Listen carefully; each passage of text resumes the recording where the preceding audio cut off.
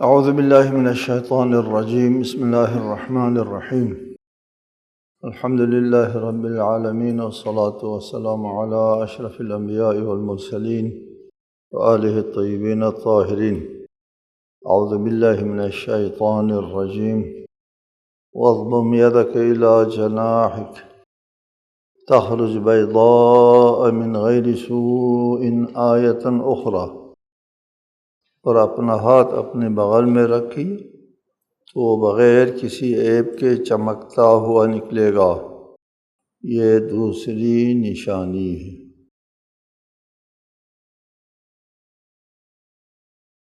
حضرت موسیٰ کو کوہ طور میں وادی سینا میں رسالت کے درجے کے اوپر فائز کیا جا رہا ہے، اس لیے اس مقصد کے لیے حضرت موسیٰ کو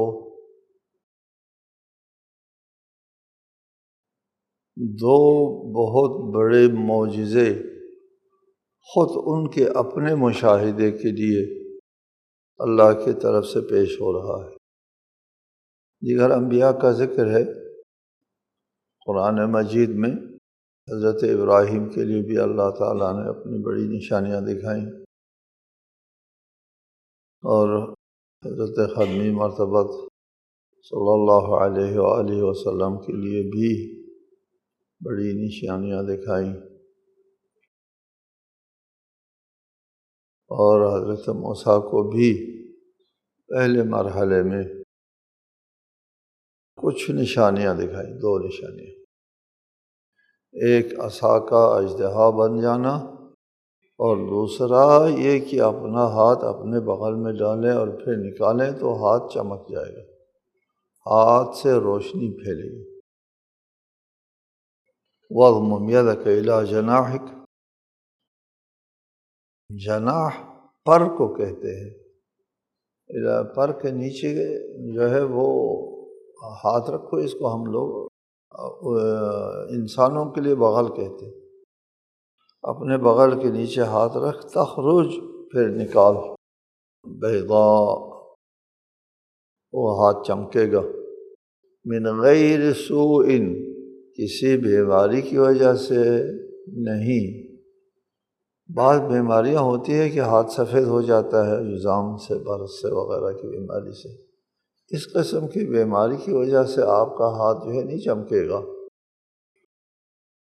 بلکہ یہ اللہ آیتاً اخری، ایک اور معجزے کے طور پر آپ کا ہاتھ چمکے گا۔ لِنُرِيَكَ مِنْ آیاتنا الکبریٰ، یہ اس لیے تمہیں اپنی بڑی نشانیاں یعنی بہت بڑے معجزے دکھائیں۔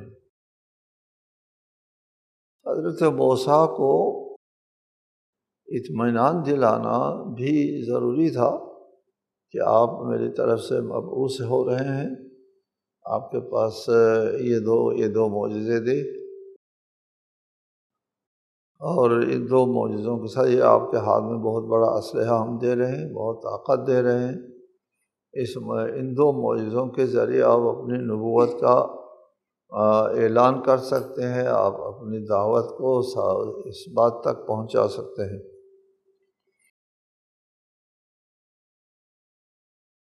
یہ معجزے دے کر مبعوث برسالت فرما کر حکم ملتا ہے، اذهب الى فرعون انہ طغی، جاؤ فرعون کی طرف، یہ سرکش ہو گیا۔ حضرت موسیٰ کو اللہ تعالیٰ نے مبعوث کیا فرعونیوں کی طرف، اس میں بنی اسرائیل فرعون کی غلامی میں تھے، اور اس سے نجات دلانا، اور فرعونی جو ہے وہ مصر والے مشرک تھے، ان کو شرک سے نجات دلانا۔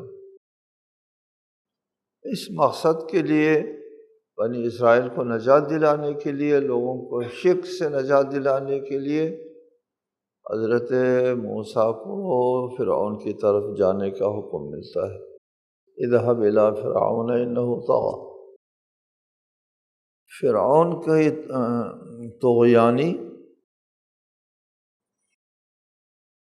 اس پر وضاحت کی ضرورت نہیں ہے۔ فرعون فرعون ہے، فرعونیت ایک اصطلاح بھی ہے، خصوصاً بنی اسرائیل کے بارے میں فرعون کی طغیانی بہت بڑی ہو گئی تھی۔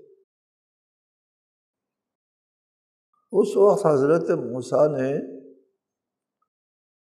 اللہ تعالیٰ سے یہ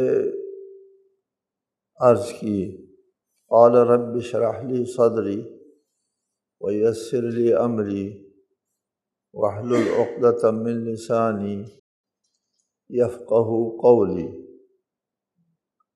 یہ حکم ملتے ہی کہ فرعون کے پاس جاؤ، حضرت موسیٰ کو اس حکم کی سنگینی کا اندازہ تھا۔ حضرت موسیٰ کو علم تھا کہ فرعون کون ہے، حضرت موسیٰ کو علم تھا کہ فرعون کے ساتھ مقابلے میں آنا معمولی بات نہیں ہے۔ اس کے لیے جن چیزوں کی ضرورت ہے نبوت کی منزل کے اوپر فائز ہو گئے۔ حضرت موسیٰ سمجھتے ہیں کہ چیز چاہیے، قال رب اشرح لی صدری، سب سے پہلے جس چیز کی مجھے ضرورت ہے کہ شرح صدر عنایت فرما۔ موسیٰ نے کہا میرے پروردگار میرا سینہ کشادہ فرما۔ سب سے پہلے شرح صدر۔ شرح صدر کیا ہوتا ہے؟ ہم لوگ کہتے ہیں کہ کسی بات سے وہ سمجھ میں نہیں آتا، کسی چیز کا مقابلہ کرنا نہیں آتا، طریقہ نہیں آتا، بات سمجھ میں نہیں آتی، کیا کرنا چاہیے کیا نہیں کرنا چاہیے۔ انسان ایک مخمصے میں مبتلا ہوتا ہے اور اس کو کہتے ہیں کہ میرا سینہ تنگ ہوتا جا رہا ہے، کہ سمجھ میں نہیں آ رہا کہ میں کیا کروں کیا نہ کروں، ان مشکلات کا میں کس طرح مقابلہ کروں۔ میرا سینہ تنگ ہوتا جا رہا ہے، مجھے بات سمجھ میں نہیں آ رہی ہے کہ میں کیا کروں، کس طرح اس کا مقابلہ کروں۔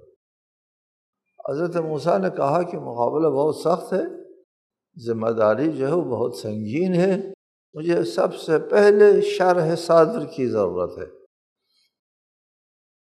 کہ شرح صدر عنایت فرمائیں کہ اس مقابلے کے لیے جن چیزوں کی ضرورت ہے وہ میری سمجھ میں آ جائیں، اور جو رکاوٹیں ہیں وہ بھی سمجھ میں آ جائیں، مشکلات سے نکلنے کا راستہ دکھائی دیں، رکاوٹیں دکھائی دیں، مشکلات کا اندازہ ہو جائے، شرح صدر دے دے کہ میں مقابلہ کر سکوں، بینش دے دے، مجھے بینش دے دے۔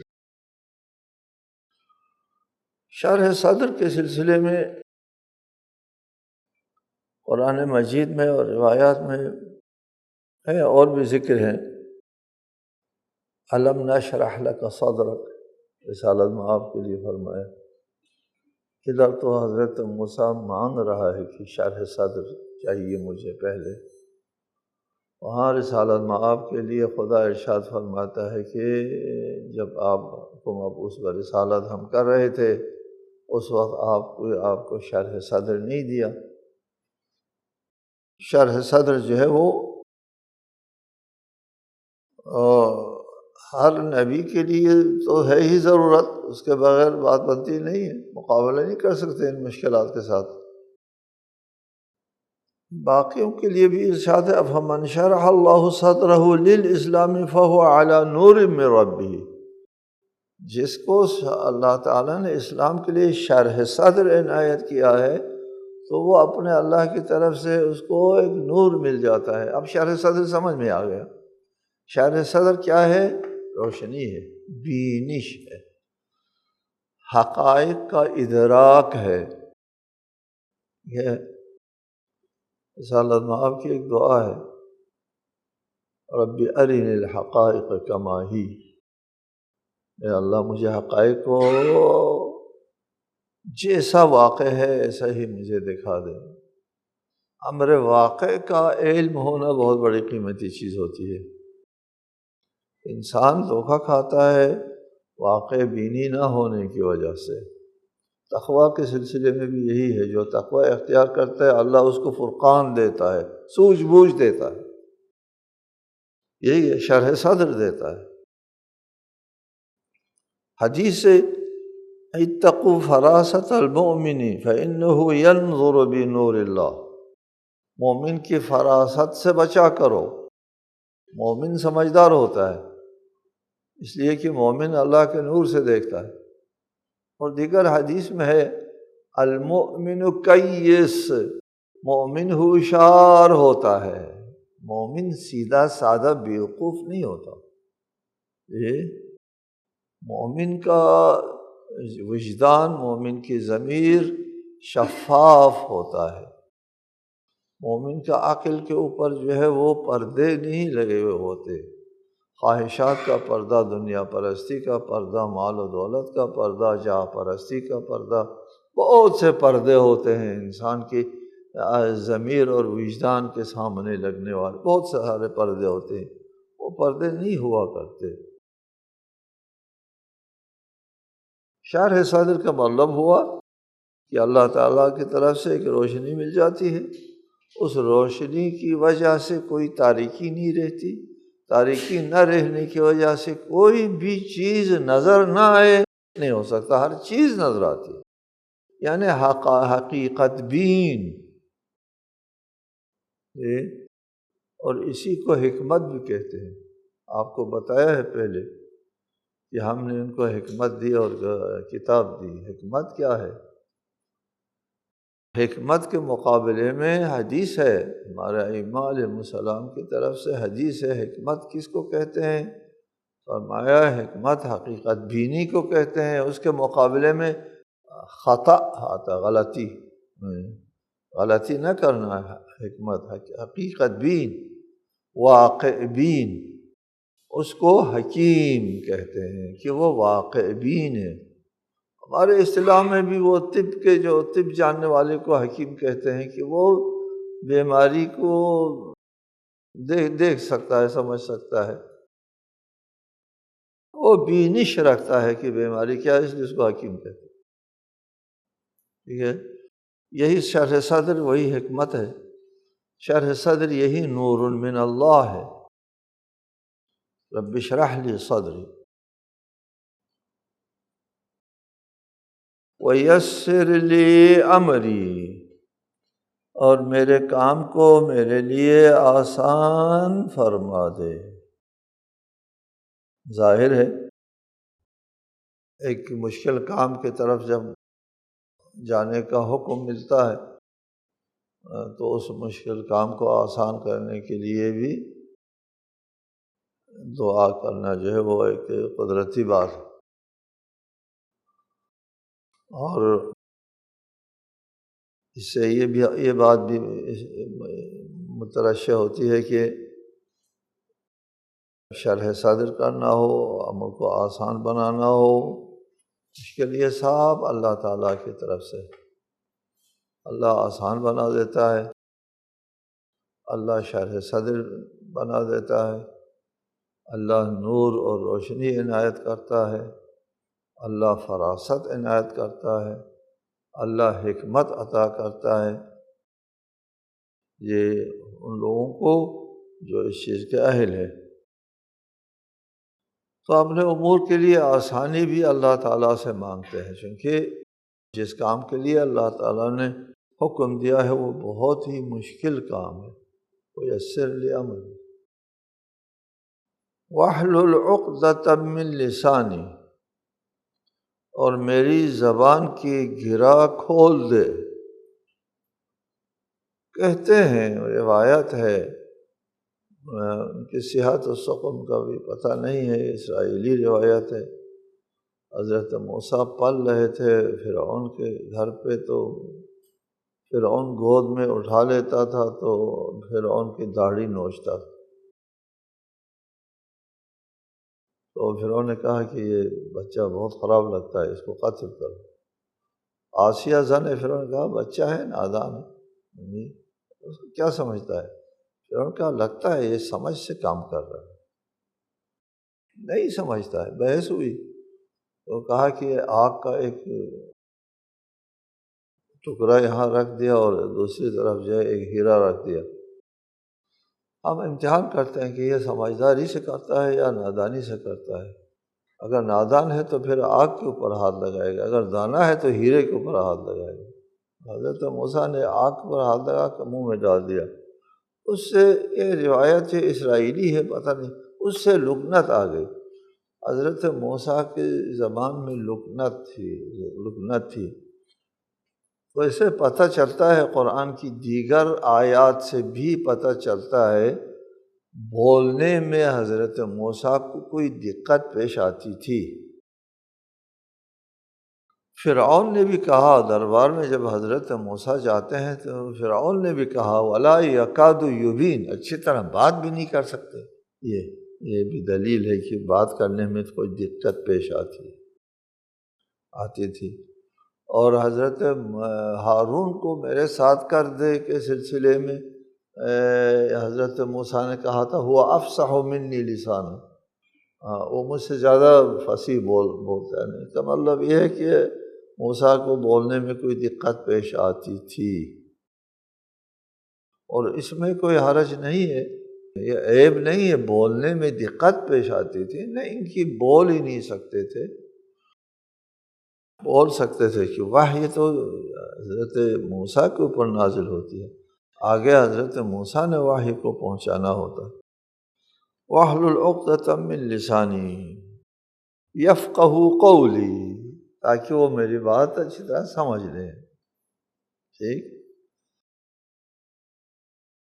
اب یہاں پر یہ ہے کہ حضرت موسیٰ کے بولنے میں کوئی دقت پیش آتی تھی آپ کو، تو وہ اس دعا سے یقیناً قَدْ أُوتِيتَ سُؤْلَكَ يَا موسیٰ، یہ آپ کی ساری دعائیں جو وہ قبول ہو گئی، تو یہ بھی قبول ہو گئی۔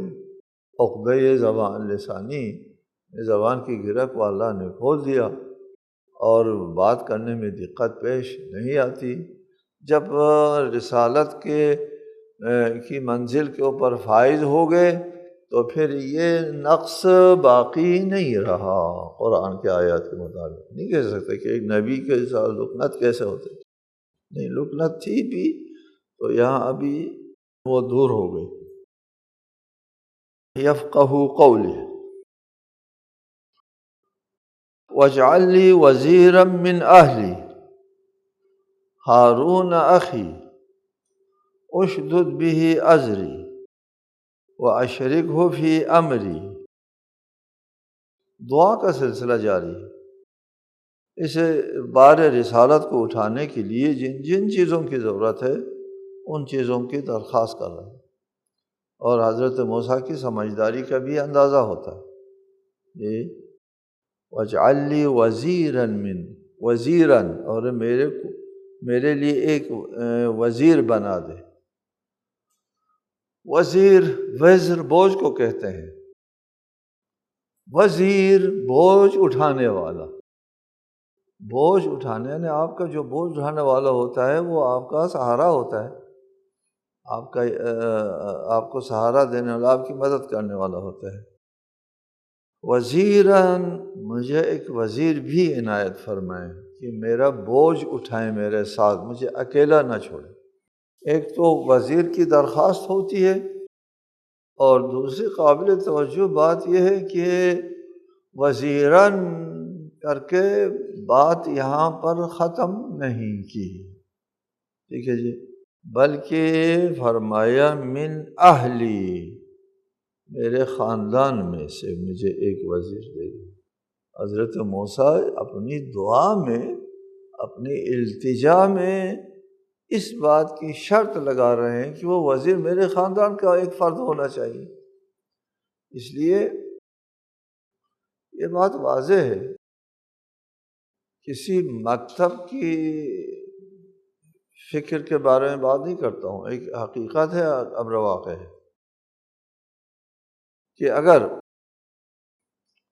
کوئی شخص کسی کا ساتھ دیتا ہے اور اس کے ساتھ اس کا خونی رشتہ ہے تو کسی مقام پر بھی اس کا ساتھ نہیں چھوڑے گا،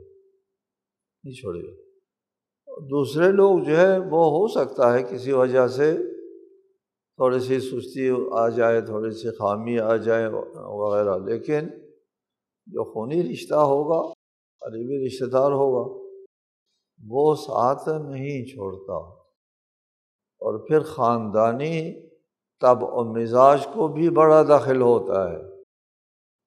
خاندانی طبیعت اور خاندانی مزاج جو ہے وہ اس کا حامل ہو۔ حضرت موسیٰ جس خاندان سے ان کا تعلق ہے، جو خاصیتیں حضرت موسیٰ کے اندر موجود ہے، وہ بہادر ہے، نڈر ہے، مخلص ہے وغیرہ، وہ ساری باتیں وہ من اہلی کے وزیر جو من اہلی ہے اس میں بھی کیونکہ وہ اسی خاندان کا فرد ہے، وہ ساری خاصیتیں جو اس میں ہوتی ہیں، ایک تو وفادار ہوتا ہے خونی رشتہ دار، اور دوسرا خاصیتوں میں بھی ان کے ساتھ شریک ہوتے ہیں، اس لیے وہ صحیح معنوں کے وزیر ثابت ہوتے ہیں۔ کسی مرحلے کے اوپر وہ اپنے رسول کو تنہا نہیں چھوڑے گا،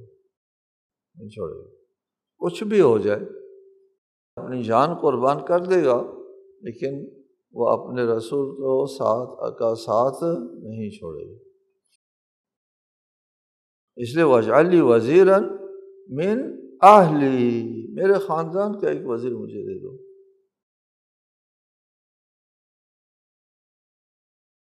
پھر اس کی نشاندہی بھی کرتا ہے، ہارون اخی، ہارون میرا بھائی ہے، اشدد بہ ازری، اسے میرا پشت پناہ بنا دے، وَأَشْرِكْهُ فِي أَمْرِي، اور اسے میرے امر رسالت میں شریک بنا دے، كَيْ نُسَبِّحَكَ كَثِيرًا وَنَذْكُرَكَ كَثِيرًا، تاکہ ہم تیری خوب تسبیح کریں اور تجھے کثرت سے یاد کریں، إِنَّكَ كُنْتَ بِنَا بَصِيرًا، یقیناً تو ہی ہمارے حال پر خوب نظر رکھنے والا ہے۔ قَالَ قَدْ أُوتِيتَ سُؤْلَكَ يَا مُوسَىٰ، یہ تمہارے سارے مطالبات منظور ہو گئے۔ اوتیتا، آپ کے مراد دے دی گئی، اوتیتا دے دی گئی، سؤلک آپ کا سوال، آپ کے مراد، آپ کی خواہشیں آپ کو دے دی گئی، آپ کے سارے مطالبات منظور ہو گئے۔ جی، اس کا مطلب کیا ہوا؟ مطلب یہ ہے کہ شرح صدر بھی ہو گیا، امر میں آسانی بھی ہوگی، آپ کے لسان کا گھیرا بھی کھول دیا گیا، اور آپ کو آپ کے خاندان کا ایک فرد ہارون کو بھی وزیر بنا دیا گیا، اس کو آپ کے امر رسالت میں شریک بنا دیا گیا۔ یہ سارے مراد جو ہے وہ آپ کی پوری ہو گئی۔ یہاں پہ ایک حدیث ہے، اس آیت کے ذیل میں حدیث ہے کہ رسالت مآب صلی اللہ علیہ وآلہ وسلم نے بھی عیناً اسی قسم کی دعا فرمائی تھی اللہ تعالیٰ سے۔ اس دعا کی عبارت اس طرح ہے، ہم راویان حدیث کا ذکر بعد میں کر دیں گے آپ کو، یہ حدیث صرف شیعہ روایات نہیں ہے، اور آحاد میں سے بھی نہیں ہے۔ روایات ہوتے ہیں ہمارے ہاں، روایات آحاد ہوتے ہیں، یعنی ایک دو آدمی نے روایت کی ہے، ان سے غلطی بھی ہو سکتی ہے، بھول چک ہو سکتا ہے، صحیح ہے، غلط ہے وغیرہ، آدمی ثقہ ہے، عادل ہے، تو پھر روایت کو پھر بھی آحاد ہے، پھر بھی صحیح لیتے ہیں، ایک آدمی نے روایت کی ہے۔ ہمارے مسلمانوں میں ایک حدیث ہے، معرکۃ الآراء حدیث ہے، اس کا راوی صرف ایک صحابی ہے، ساری دنیا یہاں مانگتی ہے اس حدیث کو، صرف ایک صحابی، ٹھیک ہے جی۔ اس کے باوجود چونکہ وہ صحابی قابل قدر ہے، اس لیے ساری دنیا مانتی ہے، اس حدیث کو مانتی۔ ساری دنیا نہیں کہنا چاہیے، اکثر لوگ اس حدیث کو مانتے ہیں، جبکہ راوی صرف ایک صحابی۔ وہ دعا جو رسالۃ مآب نے کی ہے وہ یہ ہے، اللہم انی اقول کما قال اخی موسیٰ، اے اللہ میں بھی وہی دعا کرتا ہوں جو میرے بھائی موسیٰ نے کی، وہ یہ اللہم اجعل لی وزیرا من اہلی علیا اخی اشدد به ازری واشرکہ فی امری کی نسبحک کثیرا ونذکرک کثیرا انک کنت بنا بصیرا۔ اور وہ دعا یہ ہے کہ اللہ میرے کنبے میں سے میرا ایک وزیر بنا دے، میرے بھائی علی کو اسے میرا پشت پناہ بنا دے، اور اسے میرے امر میں شریک بنا دے کہ ہم تیری خوب تسبیح کریں اور تجھ کو کثرت سے یاد کریں، یقیناً تو ہمارے حال پر نظر رکھتا ہے۔ یہ روایت ہے، جیسا کہ حضرت موسیٰ نے یہ کیا تھا، دعا کی تھی، رسالۃ مآب نے بھی عیناً یہی دعا کی۔ اس روایت کے راویان ہیں عبداللہ بن عباس ایک، حضرت ابو ذر غفاری دو، حضرت سلمان فارسی تین، حضرت حذیفہ چار، اسماء بنت عمیس پانچ، یہ راویان حدیث۔ عبداللہ ابن عباس کی روایت ابو نعیم نے ما نزل فی القرآن فی علی اور منقبۃ المطہرین میں، تنزیل الخصائص میں، اور حسقانی نے شواہد التنزیل میں ناقل کیا ہے۔ حضرت ابو ذر کی روایت تفسیر ثعلبی میں، الصراط المستقیم میں، حضرت سلمان کی روایت کتاب سلیم ابن قیس ہلالی میں، حذیفہ کی روایت شواہد التنزیل میں، اسماء بنت عمیس کی شواہد التنزیل اور در منصور میں۔ اور اس روایت کے اوپر دو چار باتیں اور ہیں انشاءاللہ تعالی آئندہ درس میں۔ السلام علیکم ورحمۃ اللہ وبرکاتہ۔